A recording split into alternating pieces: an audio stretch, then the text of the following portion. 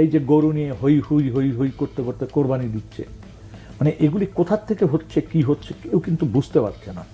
ফলে এইরকম একটি অবস্থায়, অসহিষ্ণু অবস্থায়, মানে 15 বছর আমি স্বৈরাচারকে একভাবে দেখেছি, কিন্তু আমার মস্তিষ্কে যে, প্রতিটি মানুষের মস্তিষ্কে যে ফ্যাসিজম ঢুকে গেছে, আমাদের ভিতরেও যে ফ্যাসিজমের চরিত্র। না, আপনি যে ঘটনাগুলোর কথা বললেন এটাকে তো অস্বীকার করার উপায়, অনেকে হয়তো বুঝতে পারছে না, সরকারও কি বুঝতে পারছে না এই ঘটনাগুলা বা এইগুলা বুঝতে পারছেন না। একটা কারণ তো, একটা দৃশ্যমান কারণ আছে, সেটা হচ্ছে পুলিশি ব্যবস্থাটা তো ভেঙে পড়ছে, এটাকে তো অস্বীকার করার উপায় নেই।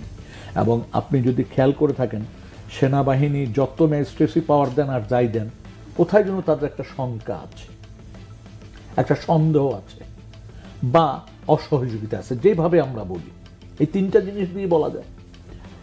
ফলে সরকার দৃশ্যত যেভাবে মানুষের নিরাপত্তা এবং সরকার পরিচালনা করা দরকার, সেই জায়গাটিতে কিন্তু দুর্বলতার বহিঃপ্রকাশ।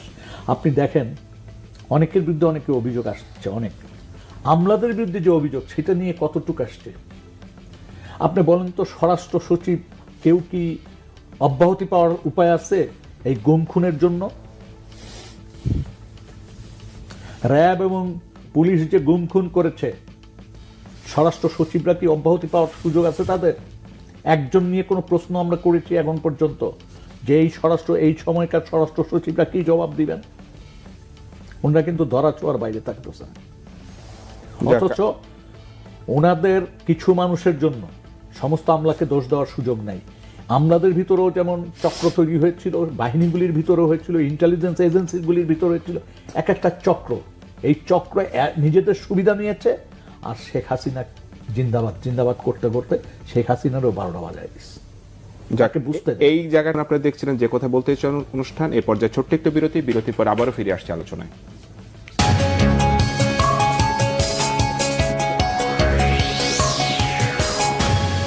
আবারও স্বাগত যে কথা বলতে চাই অনুষ্ঠানে। বিরতির আগে আপনারা আলোচনা শুনছিলেন জনাব বদিউর রহমান, সাবেক চেয়ারম্যান জাতীয় রাজস্ব বোর্ড, এবং জনাব নূর খান, মানবাধিকার কর্মী। জনাব বদিউর রহমান, বিরতির আগে নূর খান বলছে চক্রের কথা উনি বলছিলেন। আপনারও কি মনে হয় যে এই চক্রটা সরকারের থেকেও শক্তিশালী? সরকার পরিবর্তন হতে পারে, বাট এই চক্রটা ভাঙা আসলে সম্ভব না কারোর পক্ষে। বিষয়টা কি সেরকমই? আপনি আমাকে প্রশ্ন করেন, আমি নিজে তো ওই দলের একটা চাকরিজীবী ছিলাম। না, আপনি চাকরিজীবী ছিলেন, আপনি কি চক্র? যখন স্বাস্থ্যমন্ত্রী, আমি হেলথের ডেপুটি সেক্রেটারি, আমাকে রুমে বসতে দিয়ে না বের করে দিত, বলে যে এটা ডেফিনেটলি বিএনপি। কারণটা কি? কারণ হইল ছাত্রলীগের ফান্ডাররা একটা ফাও ঠিকানাবিহীন টেন্ডার করলো, তো সেটার ইন্সপেকশন করলো আমার কাছে। আমানুল্লাহ সাহেব প্রতিমন্ত্রী আমাকে ইন্সপেকশন করতে দিল। আমি বললাম যে এটা বোকাস, ওটা ঠিকানা কিছু নেই, বের করে দে। তাহলে ওদের স্বার্থ হয় না, আমাকে বের করে দে। আবার বিএনপি খন্দকার মোশাররফ সাহেব যখন স্বাস্থ্যমন্ত্রী হয়ে আসতেন, ফজলুর রহমান সাহেব তখন স্বাস্থ্য সচিব, সেখানে বলে যে বদিউর, ওরা আপনার পিছনে কেন লাগছে? ওরা কারা বললো? নাহলে কী ব্যাপার স্যার, বুঝলাম না। বলে যে না, আপনার তো বোধহয় রাখা যাইতেছে না। তো আমার একেবারে সচিবালয় থেকে বের করে বাদ বেচতে পাঠাই দিল হোটেল শেরাটনে। কারণ কি সেটা লিখে দরখাস্ত করেও পাই নাই। পদোন্নতি বলছে না, বই লিখলাম, তারপরে জবাব দেয় না। এখন তো পদোন্নতি না পাইলে একেবারে মন কিন্ন কিরে সোয়াল জব যাদের হয়ে গেছে, তাদের সমস্ত বকেয়া সহ কোথার থেকে কোথায় উঠে সবটা কি জাকির খানে রিপোর্ট করে দিলে হয়ে যাচ্ছে। তো আমি সামান্য বকেয়া চাইলাম, পরে সিনিয়রিটি পাওয়ার পরে তখন আমাকে ওই বিএসআর টিএসআরের নাম্বার কোড করে বললো যে ওই সময় তো আপনি সচিব পদে চাকরি করেন না, জ্যেষ্ঠতা দিলেও বকেয়া পাবেন না। এখন সময় কে কোনটা বদলায়। আমলাদের যেটা বললেন চক্রভাঙ্গা, আমলাদের চরিত্র নিয়ে আপনি কথা বললে আমার নিজের আমলারা আমার উপর ক্ষেপে যায়। আমলারা সহি যদি রাজনৈতিক নেতৃত্ব চালাতে চায়, তারা সহি থাকে, কিন্তু আমরা যখন টের পায়, সবাই তো আর বদির হবে না যে না নিজের নীতিতে থাকবো, টের পায় যে সহি হইতে গেলে অসুবিধা, তখন তার আস্তে যেদিকে যাওয়া যায় না। ছোট্ট একটা উদাহরণ দিই। মনে করেন কোনো এক ডিসি সাহেব দেখে বললে, দেখলেন তো আল্লাহর বিচার কিরকম টের পাইছেন? ধর্মের ডোল আপনা বাজে, এত অত্যাচার আল্লাহ সহ্য করে, বাস ঠিক করে দিলেন। আবার যে খালেদ মুশাররফের 3 দিন না কুটু কি একটা আসছিল, আবার দেখে বললো যে ভাই রে, তখন তো বুঝেন নাই, কি অবস্থা ছিল এটা না বলে উপায় ছিল না। আপনাদেরকে বাঁচানি বললেন না তো, চাকরি করতে হইলে এগুলো মাইনে চলতে হয়। এখন আসল জিনিসটা ঘুরছে, এই যে শিফে যাবে, এরা সুবিধা মতো আসবে এবং এরা করাপশনের বেলায়, রাজনৈতিক চক্রের করাপশনের বেলায় সেটা বললে আরও হাসবেন। ওই টেন্ডার, বড় টেন্ডার হবে, রাজনৈতিক মন্ত্রী মাঠে পোড়ো খাওয়া অনেক কষ্ট করে আসছেন, আইসা সেক্রেটারি সাহেবের ডাকলো, ডেকে বলতে সেক্রেটারি সাহেব বুঝেনি তো, অনেক কাঠখই পরিয়ে আসলাম, একটু খেয়াল টেয়াল দেখেন। সেক্রেটারি সাহেব তো আমলা, এক একটা আমলা যদি দেশপ্রেম এবং ন্যায় নীতি বিবর্জিত হয় তাহলে এক একটা আমলা হাজারো ইবলিসের চাইতে সেরা শয়তান হয়। এটা খেয়াল রাখেন, কারণ ব্রেইনি মানুষ তো সবটা পারে। ডাইনাতে আলীর বক্তৃতা থাকবে আওয়ামী লীগের, বামাতে বাজাদের জাতীয় দলের বক্তৃতা থাকবে, এগুলো সব আমলাদের চরিত্র। তো এখন টেন্ডার যখন আসছে, সত্রেটাই আমরাই আবার যাচাই করে যে উনি কি আমাদের টেস্ট করার জন্য এগুলো করতেছেন কিনা। হ্যাঁ, স্বাভাবিক, আমার সহ তো দেখতে পারে। বললো স্যার এগুলো কঠিন ব্যাপারটা।